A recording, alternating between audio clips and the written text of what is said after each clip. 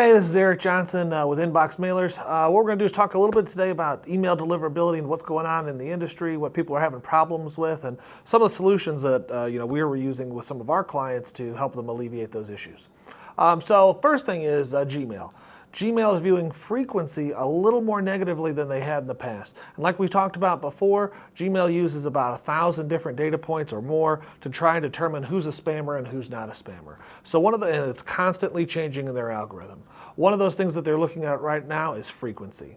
And so what we want to do is identify the segments of our list that have the best RPMs, and that's the revenue per 1,000 emails sent. And we're going to give those higher priority. And then if you have secondary messages that maybe you don't need to send that have gone to people who've already received a couple messages from you recently, maybe suppress those for right now until they get this thing worked out. And that's been what's working with a lot of our newsletters. All right, next is Hotmail. Man, Hotmail has been on a rampage lately. If you're not already, you may need to set up a different segmentation rules and send schedule for Hotmail, if not for every ISP. Like we talked about before, each ISP weights the different data points that they're going to determine if you're a spammer or if you're a legitimate mailer differently. And right now, Hotmail is looking at frequency and it's looking at spam complaints. Hotmail has always been a lot more amenable to workflow emails because the spam complaints are a lot less in those. So as people come in, make sure you're getting them through a good workflow. They're opening and clicking and you're giving them enough stuff to show that these are legitimate emails that you're supposed to be emailing. The biggest driver for Hotmail is complaint rates. Workflows tend to have way lower complaint rates, so that can be really helpful. Hotmail has always been frequency sensitive, more so than even Gmail, but mostly because high frequency brings higher complaint rates. So you may want to set up a different send schedule to accommodate this, and anything you can do really to keep those complaint rates low is going to be really helpful for you. Last thing we're going to talk about today is Apple MPP.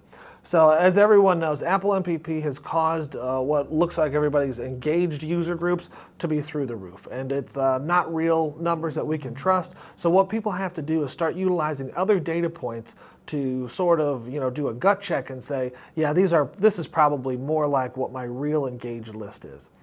So what a lot of companies do, and what we do with a lot of our newsletters, is we're utilizing other data points. We're looking at clicks, we're looking at time on site, we're looking at page views on site, we're looking at purchase behavior, we're looking at reply rates, all these type of things to make smaller segments that's not just based on openers.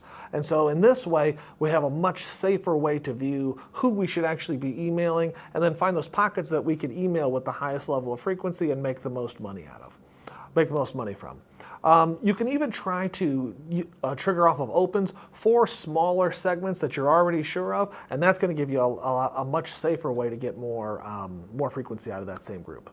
Well, guys, these are the three things that are going on right now that everybody's talking about that we've addressed and that we've been addressing with our newsletters and some of our clients. If you guys have anything that you guys want to ask about some of the stuff that we talked about here, or tell us what's really going on in your world as far as deliverability, what are you guys struggling with? Go ahead and put it in the comments there and we'll reply, or we'll maybe do a reply video for you and talk about some of that stuff.